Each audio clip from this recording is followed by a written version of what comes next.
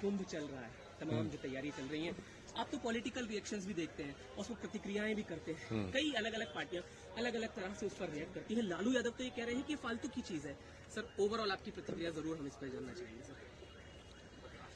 जो कोई कहे फालतू की चीज है, वह समझता मूर्ख है। वो हमारे धर्म से नहीं जुड़ा है, हमारे सनातन से नहीं जुड़ा है, अपनी अस्तित्व से नहीं जुड़ा है। वो हम तो कभी कभी बात करते हैं कि कितने बड़े लीडरों की अगर बाप के दादा का दादा की अगर पहचान करे तो आपको मालूम पड़ जाएगा कि वो कौन थे।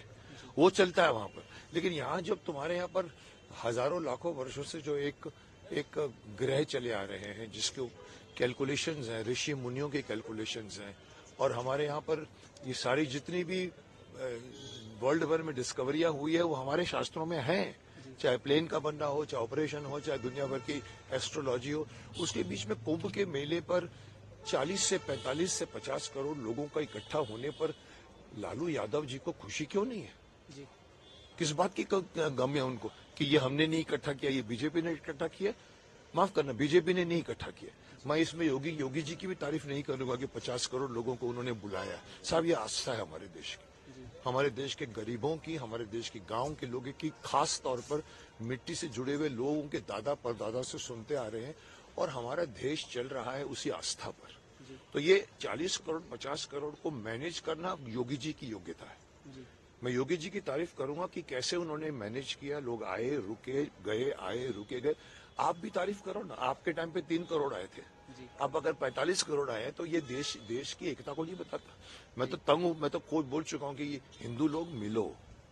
ये एक मौका है जिसने पहली बार मिलने की एक भव्य स्पेक्ट्रम दिया है वर्ल्ड को, और वर्ल्ड के लोग यहाँ पर आए हैं। इसमें पक्ष वालों को गर्व होता है और विपक्ष वालों को गर्व नहीं होता, तो फिर ये आपस की सास बहू की झगड़े और कुछ। एक प्रतिक्रिया जरूर आपसे चाहूंगा सर। आपने योगी जी का तो जिक्र किया, कल एक हादसा हो गया, उस पर योगी जी ने भी दुख जाहिर किया है, आपकी प्रतिक्रिया? देखिए, हादसे होते हैं। अभी कल आपके दिल्ली में भी हादसा हुआ, मैंने समझा। जी, दिल्ली में हादसे कंट्रोलेबल नहीं होते जी। वो सरकार के इंतजाम से ज्यादा पब्लिक के रिएक्शन पे डिपेंड करता है। एक पीछे से धक्का आया तो ये मक्का मदीना में भी हो चुके हैं ना। अगर भीड़ चली जा रही है और पीछे से किसी ने धक्का मारा, उसने उसको मारा, उसने उसको मारा, फिर कोई नीचे गिर गया तो चलते गए तो मरेंगे ही। ये दुर्भाग्यपूर्ण घटना ही है, और इसके पीछे अगर कोई किसी के साजिश है तो उसकी जांच होनी चाहिए। मैं ये इसको भी मैं हो सकता है। देखो, हमारे देश में आज से नहीं 50 सालों से दंगा कराना आसान है, बहुत मुश्किल नहीं है। डाल दो, सुअर का मांस डाल दो, गाय का मांस डाल दो, पब्लिक को चढ़ाओ, वो करो। इसके पीछे भी हो सकता है, मैं उसके बारे में कुछ नहीं बोलूंगा। शक्तिमान होता तो मालूम कर लेता। इनको मालूम करना चाहिए कि भाई क्या हुआ। पर मैं समझता हूं कि इसमें ना योगी जी को तो उल्टा आप तारीफ कीजिए।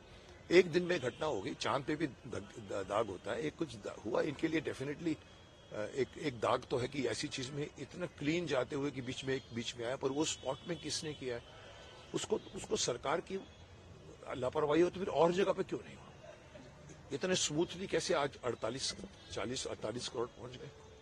सो ये मैं कहूंगा कि हमारे देश का ये देश का सनातन धर्म है। जो आदमी अगर इसको फालतू कहता है तो सर उसको पकड़कर मारिए, मैं तो बोलूंगा।